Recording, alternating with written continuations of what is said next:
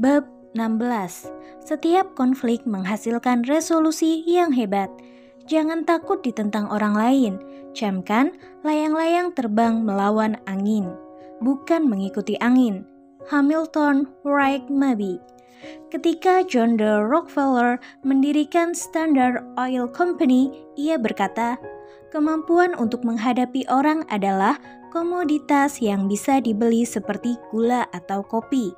Saya akan membayar lebih mahal untuk kemampuan itu daripada barang apapun di dunia ini. Sekarang, kemampuan menghadapi orang lebih penting karena tekanan lingkungan yang bergerak cepat. Mampu menangani konflik dengan cara produktif seringkali disebut sebagai salah satu keterampilan paling menantang yang ingin diraih siapapun. Konflik sehari-hari bisa mengacaukan rencana dan proyek terbaik serta tim atau kelompok yang bermaksud baik. Sudut pandang baru terhadap konflik. Dale Carnegie menekankan bahwa konflik yang sering disambut dengan kecemasan di rumah sebenarnya adalah sebagian aktivitas bisnis yang normal. Beberapa aktivitas sudah berjalan baik, tapi terjadi kesalahan yang harus segera diselesaikan. Hasilnya, apa yang bisa dipandang sebagai konflik? Konflik sebenarnya menyediakan peluang yang baik untuk menampilkan fleksibilitas dan karisma. Ada sisi emosional pada konflik yang perlu ditangani dengan penekanan sama dengan penekanan pada penyelesaian situasi aktual. Sisi positifnya, seperti dalam semua hubungan, ketika kita berusaha memecahkan masalah dan memandang konflik sebagai pengalaman bertumbuh, hubungan bisa tumbuh kian kuat. Mengatasi konflik interpersonal. Ide-ide untuk menangani konflik interpersonal adalah sebagai berikut. Pertama, tanyakan diri sendiri, seberapa jauh bias dan prasangka pribadi mempengaruhi hubungan ini? Kedua, tuliskan 3 perilaku yang mampu Anda ubah untuk mengurangi konflik dalam hubungan ini. Tindaklanjuti perubahan ini minimal selama 3 bulan. Ketiga, tanyakan orang lain yang terlibat bagaimana Anda bisa meredakan konflik yang ada. 4. Dorongan umpan balik yang benar-benar jujur. 5. Tempatkan diri Anda dalam posisi mereka. Menurut Anda, bagaimana mereka memandang komitmen Anda dalam mengurangi konflik dalam hubungan? Mengapa? 6. Buat daftar 5 keunggulan yang ada lihat dalam diri orang lain. Kemudian tulis 5 cara yang akan menguntungkan Anda dengan meningkatkan hubungan ini. Gagasan-gagasan dalam menangani konflik tujuan adalah sebagai berikut. Pertama, tanyakan diri Anda. Apakah tujuan atau visi saya sudah jelas? Kedua, klarifikasi perbedaan yang muncul agar mudah dijelaskan dengan kata-kata netral, lalu ambil tindakan. 3. Minta izin untuk mengemukakan perbedaan pendapat kepada orang lain dengan ramah dan bersahabat, sehingga tercapai persetujuan. 4. Gunakan kata saya dan kami dalam menyampaikan pesan, bukan Anda. 5. Jika terdapat perbedaan nilai, selalu gunakan nilai yang lebih tinggi. 6. Buat komitmen yang bisa dipercaya. Bab 17. Tetap tenang di tengah konflik adalah sikap yang hebat. Emosi-emosi yang kuat, seperti kemarahan dan ketidakpercayaan, merupakan penyebab konflik dan hasil konflik yang sama. Emosi-emosi ini sering menyembunyikan masalah yang diperselisihkan. Emosi ini nyata, sehingga harus ditangani supaya konflik bisa diselesaikan bagi semua orang yang terlibat. Terdapat siklus yang diikuti banyak konflik. Itu bermula dari peristiwa yang kita tafsirkan sedemikian rupa sehingga menyebabkan konflik. Kemudian diikuti serangkaian respon emosional, fisik, dan sikap. Itu akan terlihat jelas ketika orang lain terperangkap dalam siklus ini, tetapi sulit terlihat saat kita sendiri berada dalam siklus ini. Siklus dimulai dengan peristiwa yang menyebabkan konflik potensial. Itu bisa berupa pertemuan yang tidak penting atau sesuatu yang berubah menjadi kejadian besar. Kejadian yang bisa memicu konflik yaitu sesuatu yang dikatakan atau terdengar tidak sengaja, berita atau gosip, interaksi dengan orang lain, dan krisis kerja. Interpretasi. Kita menerapkan interpretasi terhadap kejadian, pengalaman, rasa tidak aman, prasangka, dan sikap terhadap peristiwa dan orang lain adalah faktor yang mempengaruhi interpretasi kita, baik disadari maupun tidak. Interpretasi terhadap peristiwa itu penting bagi respon selanjutnya yang kita alami dalam siklus tersebut. Pertama, saya pikir orang itu baru saja menghina saya. Kedua, saya pikir mereka tidak bermaksud buruk. Tiga, berita itu sama sekali salah. 4. Saya harus mengetahui lebih lanjut tentang hal yang sudah saya dengar. 5. Orang itu sungguh kasar kepada saya. 6. Suasana hati orang itu buruk hari ini. Respon emosional. Interpretasi kita terhadap peristiwa dapat memicu respon emosional. Seringkali, orang lain tidak menyadari emosi yang perlahan muncul dalam diri kita. Bergantung pada interpretasi, respon emosional kita dapat berupa marah, dendam, tersinggung, tenang, terpusat, tidak terganggu, atau respon emosional di antara keduanya. Respon fisik. Para pakar kesehatan telah lama mempelajari hubungan antara emosi dan kesehatan fisik. Sudah diterima secara luas bahwa masalah emosional seringkali memicu masalah kesehatan fisik. Selama konflik, kita terbiasa mengalami tidak bisa tidur, gugup, lekas marah, sakit kepala, atau sakit perut. Respon sikap. Ketika mengalami situasi konflik, sikap kita terhadap orang-orang yang terlibat pasti berubah. Kalau hubungan itu semula akrab dan hangat sebelum terjadinya konflik, mungkin sikap kita berubah drastis menjadi dingin dan menjaga jarak. Kemungkinan terburuk, kita bisa menunjukkan sikap memusuhi orang lain setelah berlalunya situasi konflik. Jika konflik diselesaikan untuk kepuasan semua orang, mungkin kita bersikap lebih hormat dan terbuka terhadap orang lain daripada sebelumnya. Akibat, saat merespon orang lain dengan sikap yang berubah, itu berakibat jangka panjang dalam hubungan kita. Lain kali, jika mendapati diri dalam situasi konflik yang melibatkan orang tersebut, kita dapat berada dalam posisi yang lebih baik atau lebih buruk untuk menyelesaikannya dengan sukses. Ini bergantung pada sikap yang telah ada sejak pertemuan terakhir. Risiko kemarahan. Penafsiran situasi konflik mengarah pada respon emosional. Salah satu reaksi emosional dalam situasi konflik adalah kemarahan. Orang-orang sering berada dalam tekanan untuk membuat keputusan penting dalam periode waktu yang singkat. Dalam keadaan itu, orang-orang mungkin marah dan bertindak dengan sangat konfrontatif, yang kemudian disesali. Kita menghadapi risiko serius jika membiarkan diri menyerah secara spontan pada perasaan marah tanpa hati-hati memprosesnya terlebih dahulu. Kemarahan mengganggu situasi konflik dengan merusak kepercayaan, merusak penilaian, membuat kita mengurangi perhatian terhadap preferensi orang lain, dan mendorong kita mengabaikan tujuan kita sendiri. Memproses kemarahan. Para pakar manajemen marah berkata bahwa kemarahan adalah emosi yang diekspresikan ketika seseorang tidak ingin atau tidak tahu cara mengekspresikan emosi yang sesungguhnya. Emosi ini sering mengaburkan isu-isu dalam perselisihan. Dengan kata lain, kemarahan sering diekspresikan untuk menutupi perasaan, terluka, takut, frustasi, malu, bingung, cemas, tidak dipercaya, dan kecewa. Kemarahan, kalau tidak ditahan, sering lebih menyakitkan bagi kita daripada luka yang menyebabkannya. Sinesa, ekspresi emosi yang merusak. Terluka, ketakutan, frustasi, kebingungan, kekecewaan, dan emosi lainnya sering memicu rangkaian reaksi respon yang mengarah pada ekspresi merusak dari emosi negatif. Ini dapat dikeluarkan seperti menyalahkan atau menyerang orang lain, atau dipendam seperti merasa bersalah atau menjadi sakit.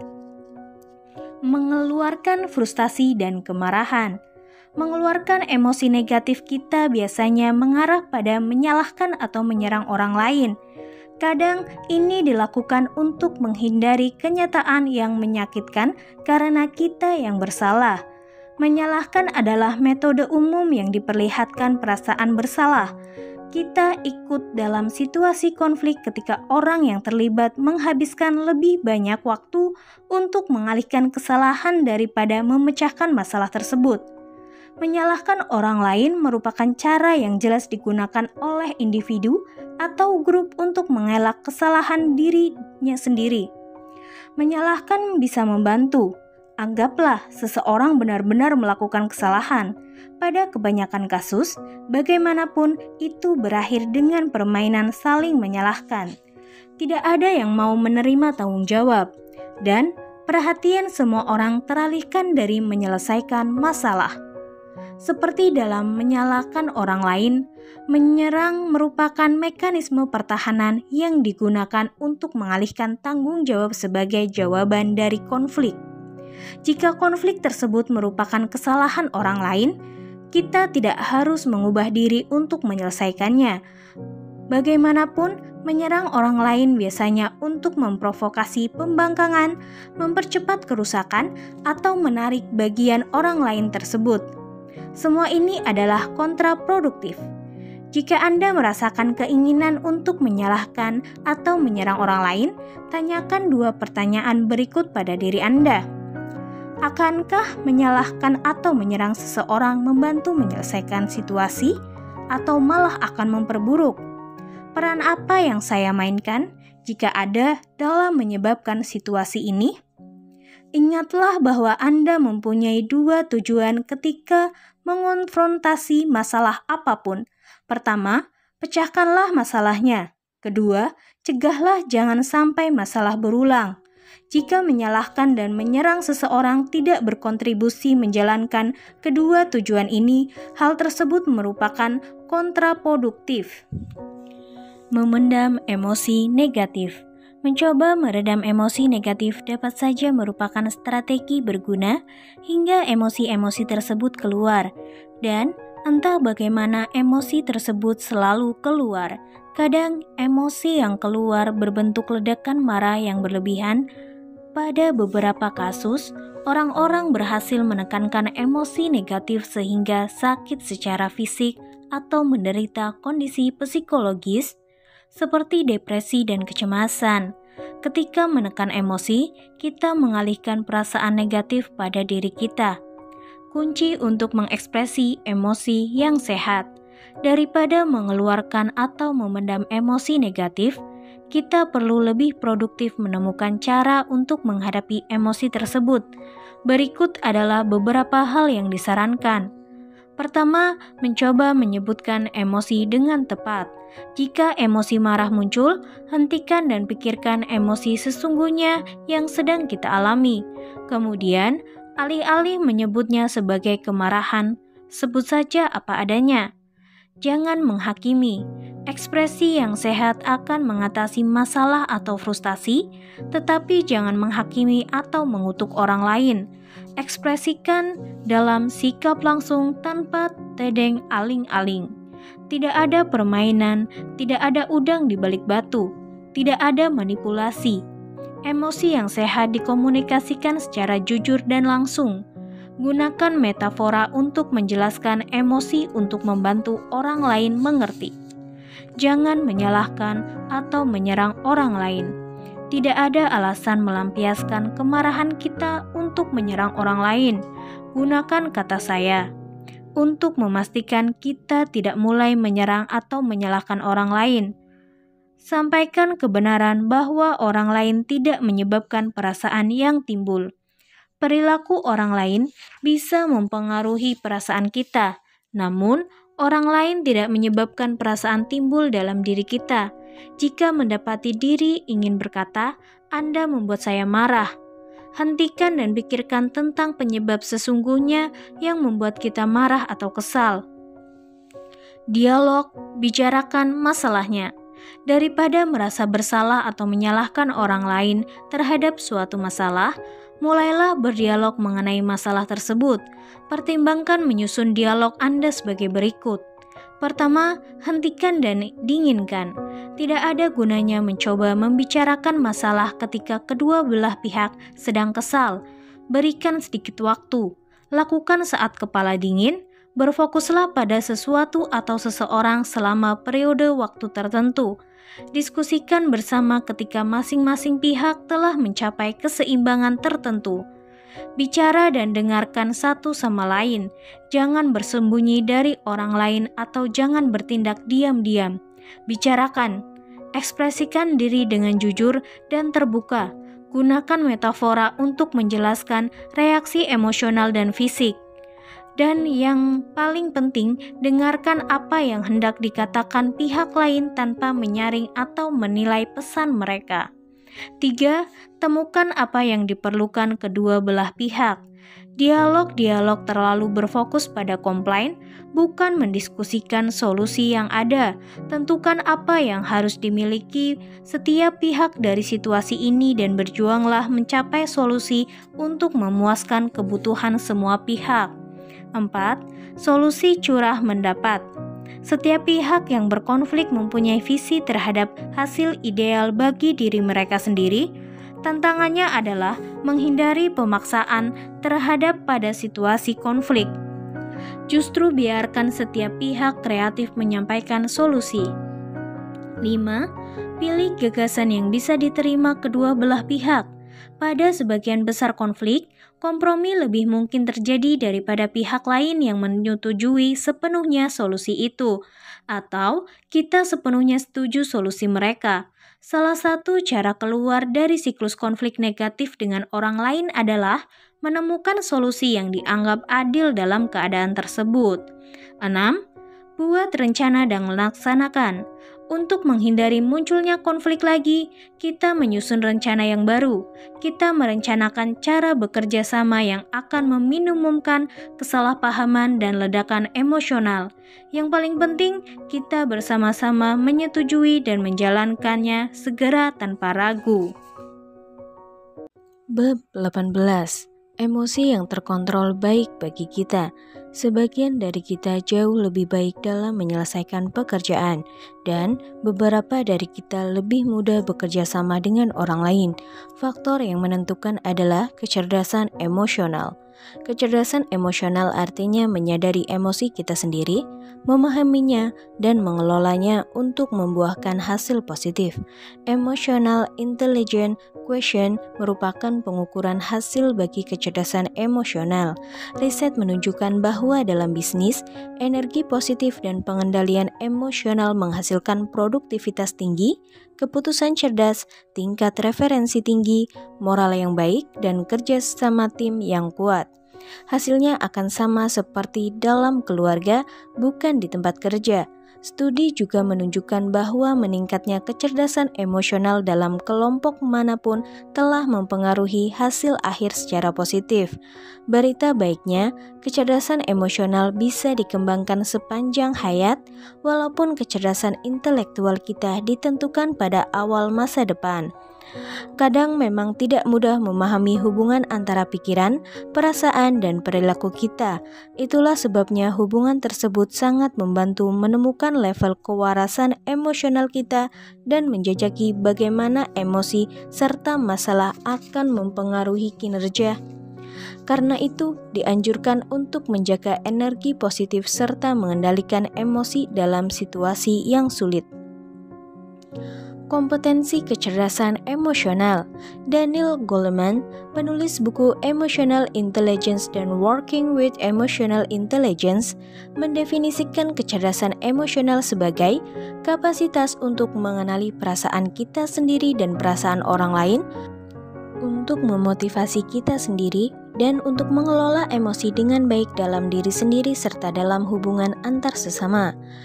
Mike Boskey, Wakil Presiden Direktur Zero Risk HR Institute Firma Manajemen Risiko Sumber Daya Manusia yang berkantor di Dallas, mengidentifikasi 5 kompetensi yang menyumbangkan kesuksesan di tempat kerja. 2 yang pertama berhubungan dengan cara kita mengelola hubungan. 3 yang terakhir berhubungan dengan cara kita mengelola diri sendiri. Intuisi dan empati. Kesadaran, perasaan, kebutuhan, dan tantangan kita terhadap orang lain, Kompetensi ini penting di tempat kerja karena hal berikut. Pertama, membantu kita memahami perasaan, perspektif, dan pikiran orang lain yang diperlukan untuk bertumbuh, berkembang, dan menguasai kelebihan mereka. Kedua, meningkatkan layanan kita terhadap pelanggan dengan mengantisipasi, mengakui, dan memenuhi kebutuhan konsumen. Ketiga, meningkatkan kemampuan kepekaan kita dan memanfaatkan tempat kerja yang beragam, keterampilan sosial, dan ketepatan politis. Keterampilan kita dalam memperoleh respon orang lain. Kompetensi ini penting di tempat kerja karena hal-hal berikut. Pertama, membantu kita berkomunikasi secara efektif, mempengaruhi dan memersuasi orang lain dengan mengirimkan pesan-pesan yang jelas serta meyakinkan. Kedua, meningkatkan keterampilan kepemimpinan, kerja tim, sekaligus kemampuan kita menyesuaikan perubahan, bernegosiasi, memecahkan konflik, mencapai konsensus, dan berkolaborasi. Kesadaran diri, mengetahui dan memahami preferensi, sumber daya, dan intuisi seseorang. Kompetensi ini penting di tempat kerja karena hal-hal berikut. Pertama, meningkatkan kemampuan mengenali emosi diri, pengaruhnya dan dampaknya terhadap orang lain di sekitar kita. Kedua, membantu menilai, memahami, dan menerima kelebihan serta kelemahan kita. Ketiga, meningkatkan kepercayaan diri dan harga diri kita. Manajemen mandiri, mengelola keadaan diri, emosi, dan sumber daya seseorang. Kompetensi ini penting di tempat kerja karena hal-hal berikut. Pertama, memperbaiki pengendalian diri dengan mengelola emosi negatif. Kedua, meningkatkan kemampuan dalam mendapat kepercayaan dan bertanggung jawab. Tiga, memperbaiki fleksibilitas dan kenyamanan dengan perubahan, gagasan-gagasan baru, dan informasi baru. Harapan diri dan motivasi, kecenderungan emosional yang membimbing atau memfasilitasi pencapaian tujuan. Kompetensi ini penting di tempat kerja karena hal-hal berikut. Pertama, membantu kita berjuang sungguh-sungguh dan berusaha mencapai keunggulan diri sendiri.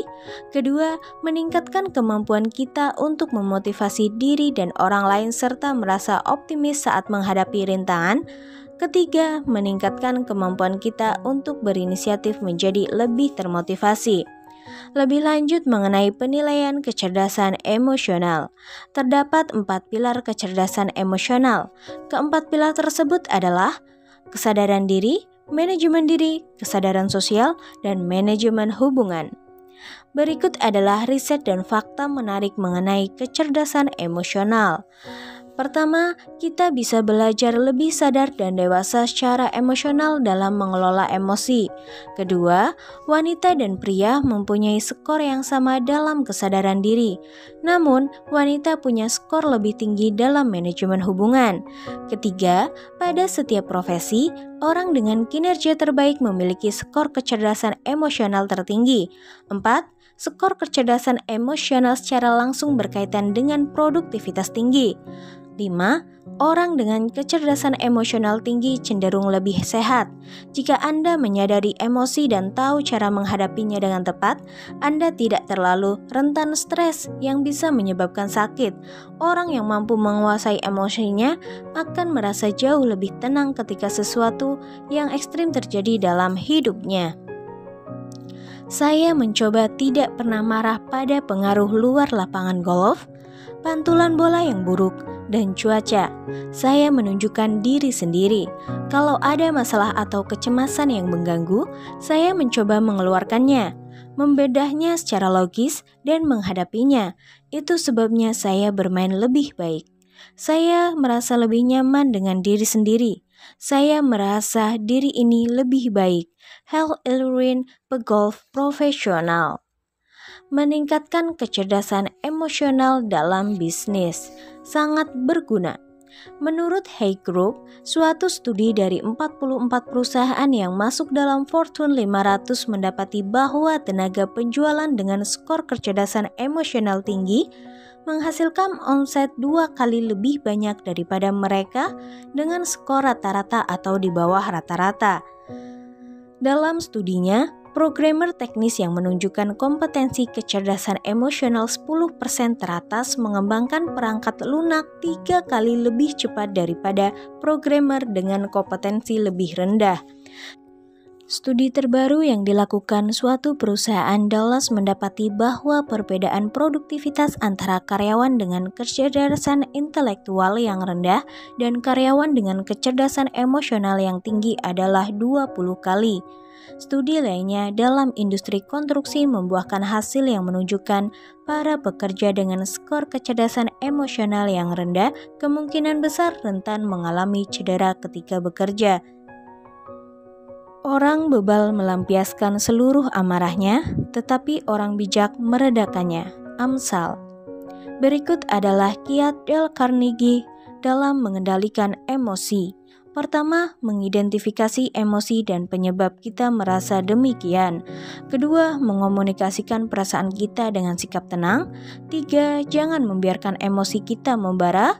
4, tulis catatan. 5, hadapi masalah dengan bertanya, hal terburuk apa yang bisa terjadi? Terimalah yang terburuk, lalu cobalah memperbaiki situasi. Ketika situasi emosional muncul, tanyakan pada diri kita sendiri pertanyaan ini. Apa emosinya? Apa yang menyebabkan emosi? Apa reaksi yang mungkin terjadi? Apa reaksi yang paling bijak? Jangan menyimpan dendam atau membuang waktu untuk membalas dendam. Tahan diri untuk menuruti perubahan suasana hati. Bertindaklah konsisten dalam berbagai keadaan untuk membangun kepercayaan. Hapus stres dengan merapikan rumah kita. Jangan biarkan semuanya menumpuk. Sibukkan diri. Hindari hal-hal sepele juga semuanya dalam perspektif yang benar dan jangan meributkan hal remeh. Terimalah hal-hal yang tak terelakkan. Jangan mencembaskan masa lalu. Justru berfokuslah pada masa depan. Hitung berkah kita. Tetap sehat dan makan teratur, berolahraga dan tidur cukup. Ingatlah momen-momen kocak dan seringlah tertawa. Bersedekahlah, bersosialisasi dengan orang-orang positif. Manjakan tetapi jangan menuruti semua keinginan diri sendiri. Dan berikut adalah 6 langkah untuk mempertahankan ketenangan. Pertama, putar otak Anda. Pahami pikiran dan emosi kita. Kemudian susun catatan atau email yang menyatakan pemikiran kita. Jangan mengirimkannya kepada orang lain. Kedua, minta masukan. Mintalah seseorang yang netral melakukan tugas dengan memberikan pendapat sudut pandangnya yang jujur. 3. Lakukan aktivitas fisik. Lakukan dengan segera. Berjalan-jalan atau ambil bagian dalam aktivitas fisik. 4. Berkacalah. Lihat situasi dari sudut pandang orang lain dan pikirkan cara kita bisa berkontribusi. 5. Tunda sampai besok. Periksa catatan atau email pada pagi hari. Kemudian, putuskan apakah masih layak dilanjutkan atau lepaskan saja. 6. Hindari hal-hal sepele. Lupakan situasi itu atau hadapilah.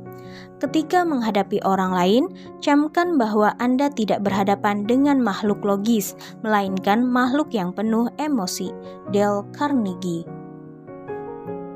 Bab 19. Multitugas itu hebat hanya jika berhasil. Karena pesatnya perubahan teknologi, meningkatnya beban kerja sehari-hari, dan datangnya permintaan dari berbagai sumber, meningkatkan produktivitas menjadi sangat penting. Akibatnya, multitugas diperlukan demi meraih kesuksesan bisnis. Faktanya, bagi kebanyakan dari kita, multitugas sudah menjadi kebiasaan lama. Namun, apakah yang kita lakukan sudah benar? Pada malam hari, saya membiarkan komputer menyala dan pesan pribadi muncul di layar saat sedang memasak makan malam. Mudah bagi saya untuk menjawab banyak pertanyaan sekaligus melakukan hal lain yang harus diselesaikan. Anne Altman, Direktur Pelaksanaan IBM. 4. Mitos multitugas. Sebelum mengerjakan atau mengurangi multitugas sebagai rahasia meningkatkan produktivitas, pertimbangkanlah 4 mitos multitugas berikut. Proses mematahkan mitos-mitos ini menghadirkan sudut pandang lebih realistis dan multitugas. Pertama, kita mampu melakukan lebih dari satu tugas sekaligus. Menurut riset para neurolog, ketika kita sedang melakukan dua hal secara bersamaan, otak memproses semuanya dalam urutan linear yang ketat. Hal Pasler, profesor psikologi di UCSD, melakukan suatu eksperimen menguji kemampuan otak merespons dua suara berbeda dengan cepat dan berurutan. Ia mendapati bahwa otak berhenti pada bagian-bagian kecil sebelum merespons stimulus kedua. Saat suara kedua terdengar, orang yang mendengarnya memerlukan waktu hanya sepersekian detik untuk merespon. Selain itu, riset menunjukkan bahwa kebiasaan siswa yang ingin belajar sambil mendengarkan musik telah mempengaruhi pembelajaran. Kedua, wanita lebih baik dalam melakukan multitugas daripada pria.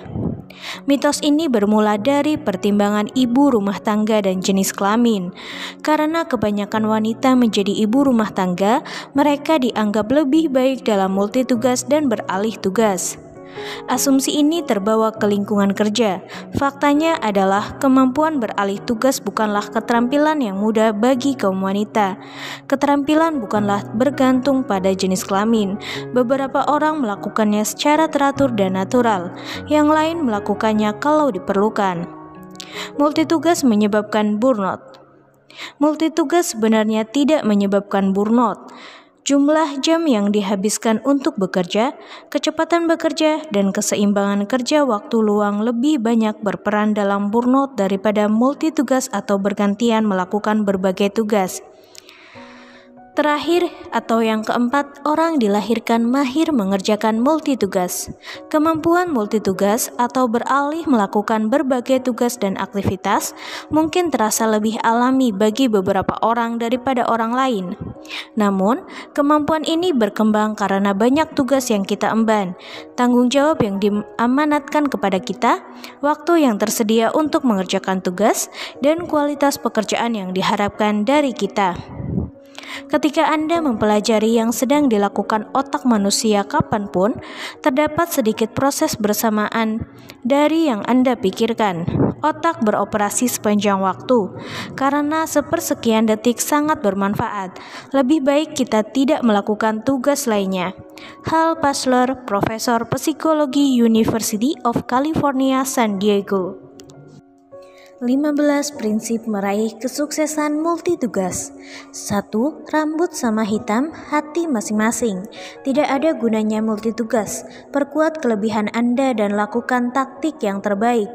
Beberapa orang ingin memanfaatkan waktu dengan bekerja tanpa gangguan. Yang lain malah menyukai gangguan dan lebih efisien ketika menghadapinya dalam kehidupan nyata. Kedua, tetap teratur secara fisik dan mental. Semakin teratur yang kita rasakan, semakin baik kita berfokus dan berkonsentrasi pada tugas. Singkirkan hal yang tidak perlu dan bersihkan meja Anda dari apapun yang tidak berkaitan dengan tujuan hari itu. 3. Pikirkan rencana selanjutnya. Rencanakan setiap hari, gunakan kalender atau agenda untuk menyusun jadwal, susun jadwal ketersediaan Anda. Gunakan alarm untuk menandai jadwal sebanyak mungkin, masukkan berbagai aktivitas harian, hindari kejemuan, cari hiburan dan pengalihan. 4. Prioritaskan tujuan dahulu, lalu kelompokkan. Pisahkan dengan mengutamakan aktivitas-aktivitas utama. Luangkan waktu untuk tugas-tugas penting dan gunakan sisa waktu untuk aktivitas yang tidak mendesak. Lakukan bergantian antara proyek yang memakan waktu dan proyek kecil demi tercapainya hasil. Bagilah proyek-proyek besar menjadi beberapa tahap dengan mengidentifikasi saat yang tepat untuk beralih tugas. Tetap waspada dan disiplin untuk mencapai tujuan serta prioritas Anda. 5. Jujur dengan diri Anda sendiri. Kenali batasan-batasan Anda. Saat Anda bisa dan tidak bisa beralih tugas, curahkan perhatian penuh terhadap tugas-tugas penting yang memerlukan konsentrasi penuh. Berikan ruang terpisah ketika mengerjakan proyek-proyek prioritas tinggi, dan jauhkan ponsel beserta komputer dari Anda. 6. Jangan berkomitmen berlebihan. Tetap kendalikan hari-hari Anda. Belajarlah berkata tidak secara diplomatis dan bijak. Gunakan penerusan panggilan, call forwarding, dan nonaktifkan pemberitahuan email masuk di komputer Anda saat mengerjakan proyek penting yang menuntut konsentrasi penuh. 7. Pertahankan sikap positif dan tetap fleksibel. Harapkan yang tak terduga. Tetap tenang dan harus terus sabar ketika hal lain terjadi. Andalkan masa lalu Anda dalam menghadapi hal yang tak terduga. Jika tidak bisa dijadwalkan nanti, catat di tempat Anda meninggalkannya, selesaikan dan kembalilah pada apa yang sedang dilakukan. 8. Gunakan jeda dan istirahat untuk menguntungkan Anda. Mundurlah, dapatkan perspektif, pikir dengan kreatif, dan ulas serta hargai kemajuan yang telah Anda buat. Jadilah kreatif untuk memaksimalkan efisiensi. Kenali kapan Anda secara pribadi mampu menghemat waktu dengan menggabungkan beberapa aktivitas. Optimalkan waktu Anda dan maksimalkan produktivitas dengan memanfaatkan waktu tunggu dan penundaan, serta dengan memadukan tugas otomatis atau rutin. 10. Jangan sia-siakan daya otak Anda. Pahami semua kemampuan teknologi yang Anda pakai, lalu gunakan. Sederhanakan hidup Anda dengan memasang mode otomatis sebanyak mungkin, misal speed dial, keyboard shortcut, dan lain sebagainya. Gunakan semuanya dengan ujung jari Anda. Investasikan peranti penghemat waktu di kantor dan di rumah Anda. 11. Camkan keterampilan hubungan antar manusia Anda dan prioritaskan orang lain. Bersikaplah sopan dan hormat dengan mencurahkan perhatian penuh kepada orang lain. Yang terpenting harus diketahui tentang teknologi adalah kapan harus mematikannya. 12. Praktik. Peralihan tugas setiap kali memerlukan pengaturan ulang otak kita. Kalau kita mempraktikannya, itu bisa menjadi lebih otomatis dan tidak menimbulkan stres. 13. Pulihkan diri Anda. Belajar meminta bantuan, mendelegasikan tugas, mendorong, dan membiarkan tugas yang tidak perlu Anda kerjakan. Bukalah jalur komunikasi dan yakinkan bahwa para kolega serta anggota tim tetap mendapat informasi sehingga mereka mampu meringankan beban Anda. 14. Tetap bugar. Biarkan pikiran Anda segar kembali, melambat dan bernafas untuk lebih efisien serta menyelesaikan lebih banyak tugas dengan waktu terbatas. Kita dapat menyalurkan energi dengan lebih efektif ketika makan teratur, banyak minum, beristirahat untuk meregangkan tubuh, dan berolahraga. 15. Ulas setiap hari dengan menganalisis kapan waktu banyak terkuras. Catat beberapa peluang untuk memperbaiki produktivitas. Luangkan waktu 15 menit di penghujung hari untuk memikirkan hari selanjutnya dan persiapkan rencana kerja.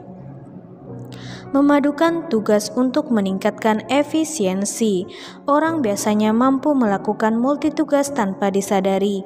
Contohnya, jika Anda memasak menggunakan panci ketika sedang bekerja, tandanya Anda melakukan multitugas.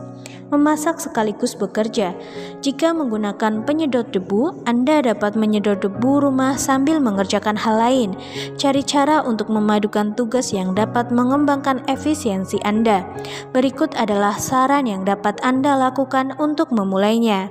Membackup komputer ketika meninggalkan rumah atau kantor untuk makan siang atau janji bertemu orang lain. Menjalankan program pemindaian virus komputer saat meninggalkan kantor hari itu. Menyimak buku audio saat menyetir mobil. Menggunakan perekam kaset dengan mode hands-free untuk mencatat pemikiran atau mendikte surat sambil menyetir mobil. Membaca dengan mode hands-free ketika berjalan di atas treadmill atau naik sepeda statis. Menonton berita dan mendengarkan musik atau buku audio sambil berolahraga. Menjalin hubungan dengan berjalan-jalan atau berlari bersama teman atau anggota keluarga Anda. Menyelesaikan pekerjaan ringan, membersihkan debu, menyiram tanaman, dan lain sebagainya, sementara menonton televisi. menonton televisi dan mendengarkan musik atau buku audio ketika sedang memasak, membungkus kado atau kupon klip ketika sedang menonton televisi. Manfaatkan seluruh waktu dengan tepat. William Shakespeare. Bab 20. Fokus pada kehebatan yang Anda dambakan. Otak kita mirip dengan komputer. Saat kita sedang membuka berbagai program dengan banyak jendela terbuka di layar komputer, bukankah komputer cenderung melambat atau bahkan hang? Menurut riset, hal serupa terjadi pada otak kita. Ketika kita mengerjakan berbagai tugas yang menuntut perhatian penuh, otak bisa kelebihan beban. Untuk beralih tugas dengan sukses, otak harus mengerahkan sumber daya yang diperlukan untuk melakukan tugas baru saat menghentikan atau menghalangi permintaan tugas sebelumnya. Namun, bagaimana kita berfokus pada pekerjaan itu ketika kita punya tugas lain yang menunggu dikerjakan? Gunakan akronim FOKUS untuk membantu berkonsentrasi pada tugas di hadapan Anda. F. Filter. Hilangkan semua filter eksternal seperti suara ribut dan bau badan yang mungkin mengalihkan perhatian Anda. Tetaplah menjauhkan diri dari pengalih perhatian dan gangguan. Gunakan penutup mata dan penyumbat telinga kalau perlu. O. Organize. Atur ruangan dan curahkan perhatian Anda pada logistik, cahaya, ventilasi, kursi yang nyaman, dan lain sebagainya. Semakin teratur, semakin sedikit kita mencemaskan segalanya yang terabaikan. Semakin nyaman diri kita, semakin baik kita mampu berkonsentrasi. C. Commit to memory. Berhati-hatilah saat mencatat menggunakan agenda atau kalender untuk menyusun jadwal. Lakukan backup terhadap catatan tersebut. Begitu menulis sesuatu atau mencatat secara elektronik, Anda tak akan lupa lagi. Ini membantu kita mengelompokkan, membiarkan semuanya berjalan, melibatkan diri dan berfokus sepenuhnya pada tugas yang ada. U. Understand. Pahami apa yang perlu dilakukan, bagilah menjadi beberapa poin untuk diselesaikan, dan tetapkan batas waktu untuk beristirahat. Selalu camkan tujuan akhir kita dan keuntungan bagi kita, dan hadiahi diri sendiri karena sudah menuntaskan tugas itu. S. Scrutinize. Bertindaklah seolah Anda seorang korektor dan amati proyek atau tugas seolah untuk pertama kali atau terakhir kalinya. Tantang diri Anda untuk mempelajari sesuatu yang baru. Model untuk mengatur dan memprioritaskan. Hari yang biasa kita lewatkan sebagai orang dewasa yang bertanggung jawab di dalam atau di luar kantor berkaitan dengan aktivitas yang berfokus pada masa lalu, masa kini, atau masa depan. Ketiganya dengan sendirinya menentukan produktivitas dan kesuksesan. Ketiganya juga tidak punya nilai benar atau salah yang dikaitkan dengannya. Menghabiskan waktu pada aktivitas yang berfokus pada masa depan bukan dianggap lebih baik atau lebih buruk daripada aktivitas yang berfokus pada masa lalu. Kedua aktivitas ini mutlak diperlukan. Keputusan yang harus diambil berdasarkan ke mana arah kita mencurahkan energi pada saat tertentu. Contohnya, menyusun angka-angka pengeluaran rumah tangga pada bulan lalu atau kinerja penjualan bisnis adalah berfokus pada masa lalu. Sedangkan menyusun anggaran untuk kuartal berikutnya adalah berfokus pada masa depan. Kedua aktivitas ini berhubungan dengan keuangan dan akunting. Keuangan dan akunting memang saling berkaitan, tetapi berlawanan arah. Aktivitas yang berfokus pada masa kini adalah aktivitas yang berada dalam jangkauan penglihatan dan pendengaran langsung. Panggilan telepon dan janji tatap muka termasuk dalam kategori ini. Bahkan dalam fungsi bisnis yang sama, terdapat aktivitas masa lalu, masa kini, masa depan seperti yang ada pada tabel tersebut. Fokus pada masa lalu yaitu menganalisis titik balik, mengelola ekspektasi. Sedangkan fokus masa kini yaitu pelatihan dan mencapai ekspektasi. Fokus masa depan yaitu rencana kesuksesan dan membuat ekspektasi. Mengapa model ini berguna? Menggunakan masa lalu, masa kini, dan masa depan sebagai model keteraturan adalah sarana sederhana dalam menentukan apa yang harus diselesaikan hari ini pada ketiga kategori tersebut. Dengan berhati-hati merenungkan setiap aktivitas dari kerangka waktu ini, masa lalu, masa kini, dan masa depan, kita dapat memastikan bahwa kita sudah teratur dan benar-benar siap. Memprioritaskan aktivitas. Begitu kita sudah menempatkan semua aktivitas dan tugas ke dalam kategori-kategori ini, muncul masalah untuk memprioritaskannya. Aktivitas apa yang harus diselesaikan pertama dalam setiap kategori? Pertama, pada waktu fokus masa lalu, yaitu perbaikan apa yang perlu saya lakukan, pesan-pesan apa yang saya perlukan darinya, laporan-laporan apa yang saya perlukan untuk dibuat atau diulas, siapa yang sedang menunggu kontak tindak lanjut dari saya. Kedua, yaitu fokus masa kini. Rapat-rapat apa saja yang terjadwal pada kalender hari ini? Hal mendesak apa yang muncul hari ini? Apa jadwal perjalanan saya hari ini? Tenggat waktu apa yang harus saya penuhi? Ketiga, yaitu fokus pada masa depan. Rencana apa? Perjalanan, undangan, liburan, konferensi, dan lain sebagainya yang perlu saya susun. Proyek atau proposal apa yang perlu saya siapkan? Tenggat waktu apa yang akan segera harus dipenuhi? Menghilangkan hambatan umum.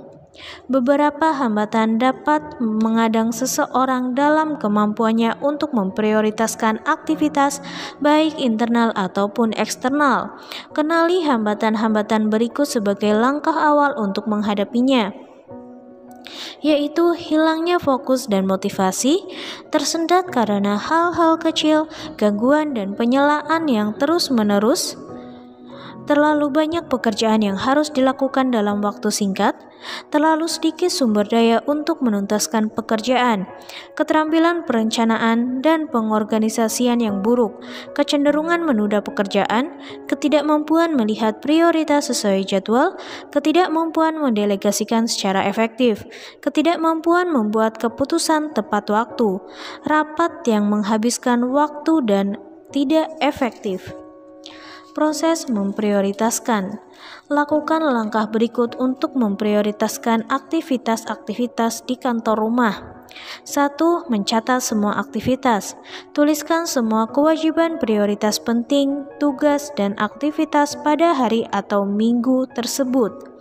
Kedua, menentukan tujuan-tujuan utama. Susun tujuan utama Anda untuk hari atau minggu tersebut. Ketiga, pertimbangkan aturan 80/20. Tentukan 20% aktivitas yang akan membuahkan hasil 80% sehingga kita semakin dekat mencapai tujuan. 4. Mengevaluasi hal penting versus hal mendesak. Tentukan aktivitas mana yang paling penting versus yang paling mendesak. Pada tahap ini, pertimbangkan bagaimana poin tertentu mempengaruhi poin lainnya beserta konsekuensinya jika tugas tertentu tidak terselesaikan. Contohnya, mungkin seseorang memerlukan sesuatu dari kita untuk melakukan tugasnya. Kelima, peringkat. Gunakan sistem peringkat untuk memulai perencanaan. Tugas-tugas A punya prioritas tinggi dan harus segera diselesaikan. Tugas B cukup penting, tetapi dapat dilakukan setelah menyelesaikan tugas A. Tugas C tidak begitu penting sehingga bisa diselesaikan pada waktu luang. 6. Menyusun jadwal. Tetapkan tenggat waktu bagi setiap tugas dan perkiraan waktu untuk menyelesaikannya. Susunlah jadwal, perhatikan tugas apapun yang mungkin bisa dihubungkan untuk meningkatkan produktivitas. Misalnya, dapatkah kita menggabungkan sesuatu yang kurang penting dengan sesuatu yang lebih penting? 7. Tinjau kembali tujuan dan sesuaikan. Tinjau tujuan dan penghargaan karena melakukan tugas tepat waktu. Kemudian buat penyesuaian yang diperlukan.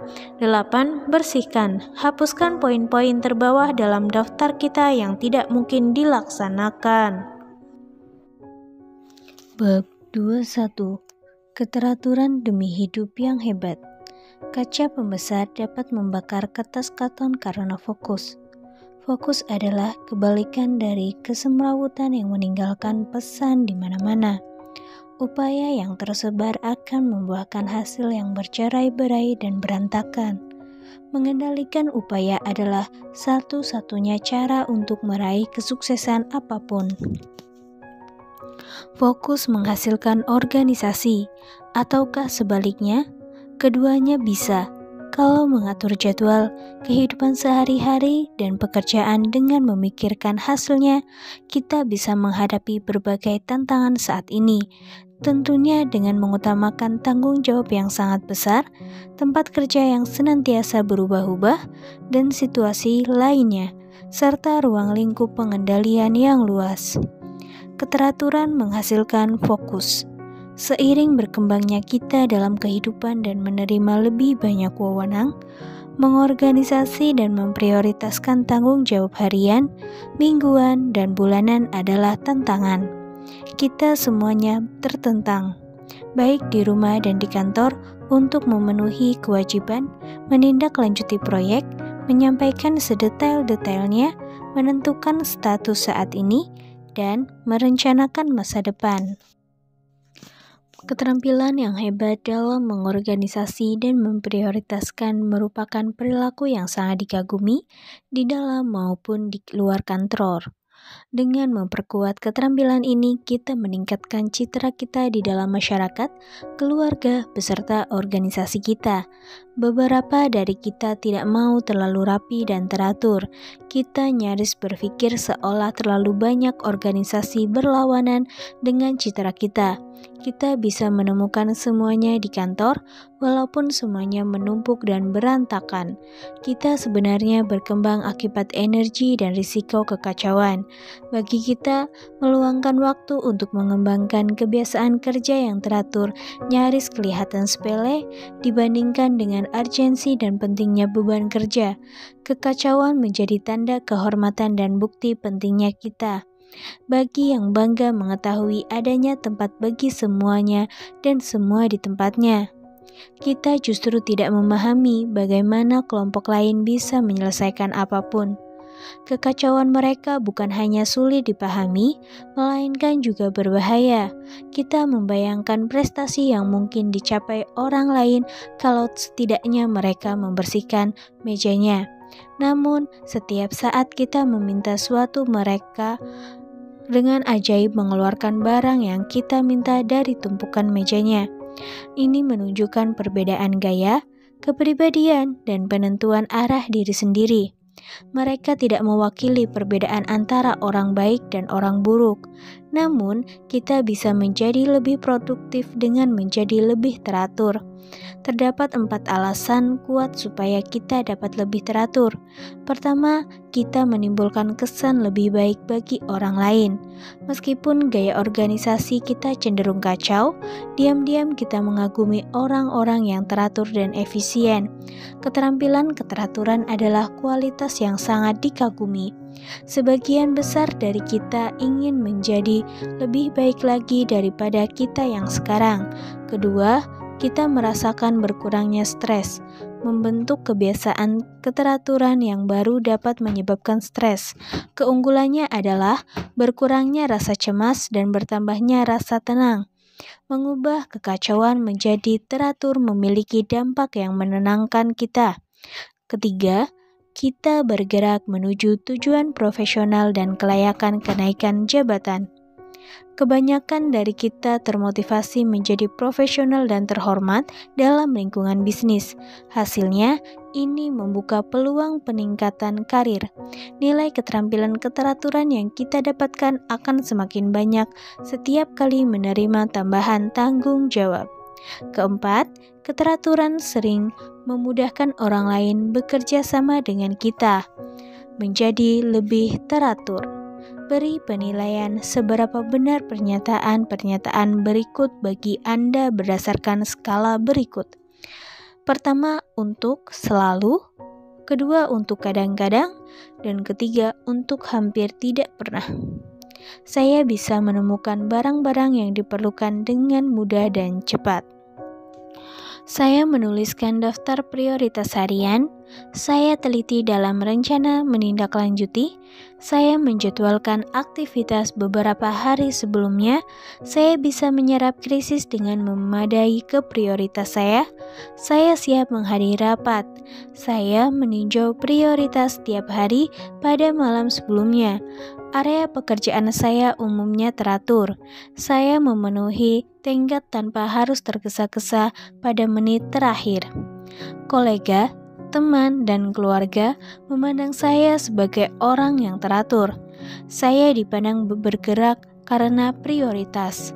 Saya menghindari multitugas sebagai peraturan. Saya menyeimbangkan pekerjaan, keluarga, teman-teman, dan kehidupan sosial. Saya mengonfirmasi rapat dan janji 1-2 jam sebelumnya. Saya menghadiri rapat lebih awal. Semakin tinggi total nilai, semakin besar kita teratur. Jika mendapatkan skor 15 hingga 25, Anda butuh berfokus untuk meningkatkan keahlian keteraturan. Jika mendapatkan skor 26 hingga 35, Anda sudah melakukannya dengan baik. Tips untuk lebih teratur. Dale Carnegie menyarankan tips-tips berikut agar lebih teratur. Tips yang pertama, luangkan 25% waktu ekstra untuk setiap aktivitas harian. Contohnya, kalau kita akan melakukan rapat selama 2 jam dari pukul 10, tandai kalender dari pukul 9.45 sampai 12.15. Maka jadwal kita tidak mudah terganggu penundaan dan penyelaan apapun. Kedua, setiap malam, pelajari jadwal dan prioritas kita untuk hari berikutnya. Ini membantu kita memulai awal dengan waktu yang setiap hari, dan ini juga membantu kita lebih mudah beristirahat pada malam hari. Inilah saat yang tepat untuk menggunakan aktivitas masa lalu, masa kini, dan masa depan. Ketiga, konfirmasi rapat 1 atau 2 jam sebelum waktu yang dijadwalkan. Jika ada perubahan waktu rapat, kita masih punya waktu untuk menyesuaikan dan melengkapi prioritas lain. Ini juga merupakan rasa hormat bagi orang lain yang terlibat dalam rapat dan menunjukkan komitmen kita untuk teratur. Keempat, jadwalkan aktivitas dengan meluangkan waktu khusus.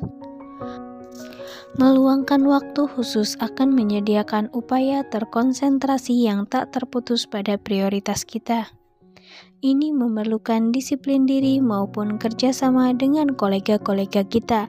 Ketika mengerjakan tugas pada waktu khusus ini, hilangkan seluruh pengalih perhatian. Jika memungkinkan, matikan ponsel, notifikasi email, dan koneksi internet. Tips mengatur aktivitas dan proyek kerja. Berikut adalah saran tambahan dalam mengatur aktivitas dan proyek kerja. Pertama, letakkan barang sesuai tempatnya. Saat terburu-buru, kadang-kadang kita meletakkan sesuatu di pojok ruangan, di tumpukan pekerjaan yang salah, atau bahkan di ruangan yang salah. Ini menyebabkan berkurangnya waktu karena kita harus mencari barang-barang yang tidak seharusnya diletakkan di sana. Kita pun harus menyelesaikan tugas di tengah tumpukan barang yang berantakan. Kedua, luangkan beberapa menit setiap hari untuk decluttering. Ini lebih menghemat waktu daripada harus menghabiskan waktu membersihkan tumpukan barang. Tumpukan barang sebaiknya diletakkan di tempat yang seharusnya atau di tempat sampah. Ketiga, kerjakan prioritas utama Anda di pagi hari. Jangan melakukan hal lain sebelum mengerjakannya. Ini mengurangi stres akibat menanggung pekerjaan yang belum selesai sepanjang hari. Minta anggota keluarga atau kolega untuk tidak membuat Anda terganggu. 4. Hindari multitugas kalau memungkinkan. Berbagai studi menunjukkan bahwa multitugas tidak efisien dan menyebabkan tugas semakin rumit. Maka, inilah yang membuat kita rentan stres sehingga lebih mungkin membuat kesalahan. 5. Bersihkan meja dari apapun kecuali prioritas Anda saat ini. Untuk membersihkan pikiran dan tetap fokus, kadang kita harus punya ruangan yang sedang dipandang dengan menyingkirkan semua pengalih perhatian. Walaupun kita sekedar memindahkan sesuatu dari meja tulis ke atas lemari arsip atau meja kerja, setidaknya kita punya meja yang bersih dan pandangan yang lapang. Tips dalam mengatur hidup kita. Agar hidup lebih teratur, lakukan tips-tips berikut. Pertama, gunakan peranti pencatat. Peranti mencatat seperti notebook atau PDA dapat digunakan seketika untuk mencatat gagasan, data, atau pengingat. Kita tidak perlu mengandalkan ingatan untuk mengingat semuanya. Hati kita pun tenang karena informasi penting sudah berhasil dicatat. Kedua, upayakan keseimbangan hidup. Kita sudah banyak mendengar tentang menyeimbangkan pekerjaan dan aktivitas rumah. Kita dapat melakukannya lebih lanjut dan meluangkan waktu untuk melayani masyarakat, berolahraga, bersosialisasi, atau menyalurkan hobi. Ketika kita meluangkan waktu ke sisi kehidupan lainnya, itu memberikan kelegaan dari tekanan sehari-hari. Ketiga, kombinasikan jadwal pribadi dan bisnis menjadi satu. Dengan begitu, kita bisa melihat sekilas semua kewajiban. Kita juga bisa menghindari stres akibat tanpa sengaja meluangkan waktu secara bersamaan karena tidak punya agenda bisnis atau pribadi. Cara ini baik untuk melihat gambaran keseluruhan organisasi kehidupan kita dan melihat keseimbangan yang sedang kita capai. Keempat, tiba lebih awal pada setiap acara pada hari itu. Hampir tidak ada ruginya untuk datang lebih awal daripada yang dijadwalkan. Kita senantiasa mampu menggunakan waktu lebih untuk membalas telepon orang lain, melengkapi aktivitas prioritas, atau sekedar beristirahat selama beberapa menit. Bayangkan keadaan saat kita tidak pernah datang nyaris terlambat, atau yang lebih buruk, datang terlambat. Menunda-nunda si penyabotase licik. Saya amati bahwa kebanyakan orang sudah berada di depan ketika orang lain menyia-nyiakan waktunya. Henry Ford. Menunda adalah membiarkan hal yang seharusnya diselesaikan. Ada hal yang menarik. Menunda memang terasa membuat hidup kita lebih menyenangkan. Namun, menunda justru menambah stres dan merusak kesuksesan. Kita sebenarnya mencari pengalih perhatian yang tidak terkait pekerjaan atau menunggu menit-menitan terakhir untuk menuntaskan suatu proyek hanya untuk menghindari ketidaknyamanan sebentar. Namun dalam prosesnya, kita akan merasakan ketidaknyamanan dalam jangka waktu yang lama. Di sisi lain, penundaan membatasi waktu dalam melakukan sesuatu yang tidak berkaitan dengan tugas yang ada. Beristirahat sejenak dapat membuat kita merasa lebih termotivasi dan berfokus. Melakukan sesuatu yang kreatif dapat membantu kita memperoleh inspirasi, menemukan solusi terhadap masalah, dan mengatasi hambatan. Penyebab menunda-nunda. Penyebab dan dinamika menunda pekerjaan penting atau tugas yang tidak mengenakan dan dapat berbeda-beda pada setiap orang. Begitu juga dari tugas ke tugas bagi orang yang sama. Misalnya, seseorang mungkin saja menunda pengerjaan laporan pengeluaran, tetapi dapat langsung mengisi ulasan kinerja. Berikut adalah penyebab umum dalam hal menunda.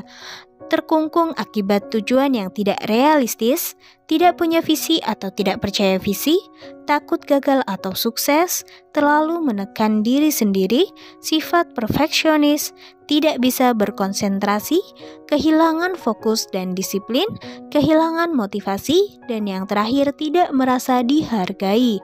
Penundaan yang menyebabkan penurunan. Penundaan biasanya menciptakan suatu pusaran yang menurunkan produktivitas. Pertama, kita perlu meraih beberapa hasil. Kedua, kita menunda dan merasionalkan dengan menemukan keuntungan untuk memulai kemudian. Ketiga, kita lebih sering menunda sampai akhirnya tugas harus dikerjakan dengan terburu-buru. Keempat, kita mengulang proses itu karena tahu dapat lolos begitu saja. Mengatasi penundaan. Tips dan teknik mengatasi penundaan dan meningkatkan produktivitas adalah sebagai berikut. Lakukan saja. Solusi yang jelas adalah hanya melakukan tugas segera mungkin selama kita masih punya cukup waktu untuk mengerjakan tugas dengan tepat. Jangan menghadiahi diri sendiri karena menunda sesuatu, tidak melakukan sesuatu, atau menyuruh orang lain mengerjakan tugas kita. Camkan bahwa daftar pekerjaan prioritas jadwal harian, catatan sederhana, dan prosedur pemberian hadiah akan sangat membantu. Kenali dan ubah pikiran negatif serta sikap menghadapi tugas. Justru, pikirkan kesenangan dan kelegaan ketika pekerjaan sudah diselesaikan. Pisahkan beberapa pekerjaan besar menjadi tugas yang mudah dikelola dan mulailah. Cobalah berencana menyelesaikan proyek itu selama 5 menit. Namun, mungkin kita mendapati diri bekerja lebih lama daripada yang direncanakan. Kerjakan sesuatu yang paling sulit dahulu. Beri semangat kepada diri Anda, pupuklah motivasi dan antusiasme tentang pekerjaan atau tugas. Bicaralah dengan orang-orang yang tepat dan tetap bersemangat. Bab 22. Hebat dalam berkawan dan mempengaruhi orang lain. Dale Carnegie, penulis terkenal buku How to Win Friends and Influence People, adalah pakar subjek tersebut. Ia menyusun 12 prinsip mempengaruhi orang lain. Pertama, pertahankan sikap positif. Jangan tersinggung atas perlawanan orang lain. Perlawanan atau keberatan orang lain hanyalah bukti perlunya informasi tambahan. Kedua, persiapkan dengan jeli. Perhatikan cara orang lain berkata untuk menyampaikan gagasan dengan bahasanya sendiri. Ketiga, bersemangatlah dan bicara dengan keyakinan yang tulus. Keempat, buatlah zona nyaman dengan mengajukan pertanyaan, menunjukkan perhatian, dan menyampaikan kembali sudut pandang orang lain. Kelima, temukan sesuatu yang positif dan kembangkan. Keenam, jelaskan hal positif dalam diri orang lain dan bicarakan menurut sudut pandang orang itu. Buat gambaran atau pernyataan yang bisa diterima dan bisa dipercaya. 7. Tarik perhatian dengan keterangan Anda. Menarik dan cerdas, bernilai dan jelas, penting dan vital, berguna, relevan, dan bisa diterapkan. 8. Tertariklah pada motif-motif yang lebih mulia. 9. Dramatisasi gagasan-gagasan Anda. 10. Singkirkan tantangan. 11. Libatkan orang yang acuh tak acuh dengan ngajaknya berkolaborasi atau sekedar katakan, "Saya memerlukan bantuan Anda. Apa pendapat Anda?" Atau, "Mari kita coba dan lihat cara kerjanya." 12. Minta dukungan dan berjabat tangan. Setiap orang yang Anda temui memiliki tanda sekeliling lehernya yang berbunyi, "Buat saya merasa penting." Kalau Anda bisa melakukannya, Anda akan sukses bukan hanya dalam bisnis, melainkan juga dalam kehidupan. Mary Kay Ash, pendiri Mary Kay Cosmetics, membuat komentar kuat. Komentar-komentar yang memuji keunggulan seharusnya menjadi bagian tak terpisahkan setiap pemimpin untuk digunakan sesering dan setulus mungkin. Dale Carnegie menggunakan akronim PEAR untuk menampilkan beberapa pernyataan yang disebutnya crowning statement. Praise, pujian, nyatakan keunggulan seseorang dengan lebih spesifik dan tulus. Illustration, jelaskan dengan menggunakan sebuah contoh. Example, perlihatkan contoh bahwa cara kualitas ini akan menguntungkan.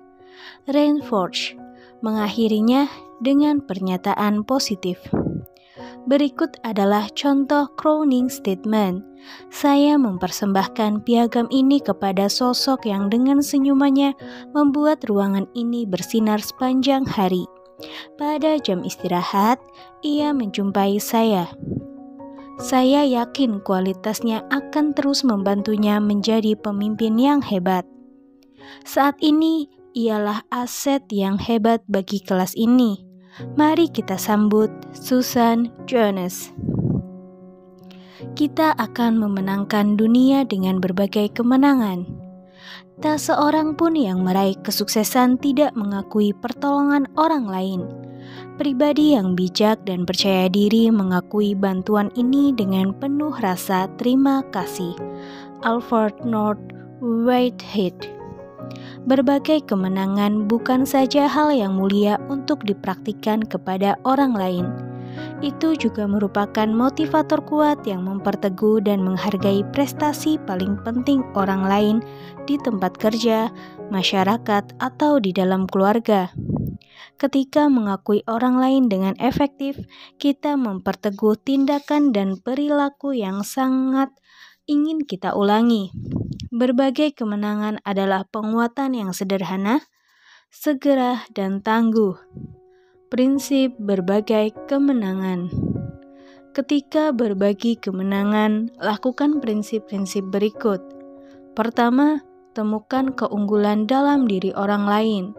Dale Carnegie mengatakan bahwa siapa saja dapat mengkritik, tetapi lebih banyak orang dungu yang melakukannya. Diperlukan pribadi yang luar biasa untuk melihat kelebihan orang lain, bukan kelemahan orang itu. Ketika mencoba melihat kelebihan terlebih dalam hari orang lain, kita mulai melihat orang lain dari sudut pandang yang sungguh berbeda. Selain itu, kita belajar lebih menghargai orang lain. Kedua, tuliskan kelebihannya. Memberitahu seseorang mengenai kelebihannya yang Anda lihat pada dirinya adalah sikap yang sangat positif. Lebih baik lagi, mengapa Anda tidak menuliskannya? Bukan hanya orang itu bisa membacanya berkali-kali, mereka juga dapat menunjukkan pujian tertulis itu kepada teman-temannya. 3. Sampaikan pujian.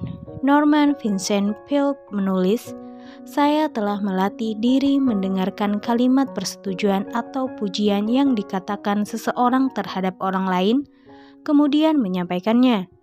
Menyampaikan pujian sangat mudah. Cukup katakan, saya mendengar seseorang memuji Anda, dan saya setuju.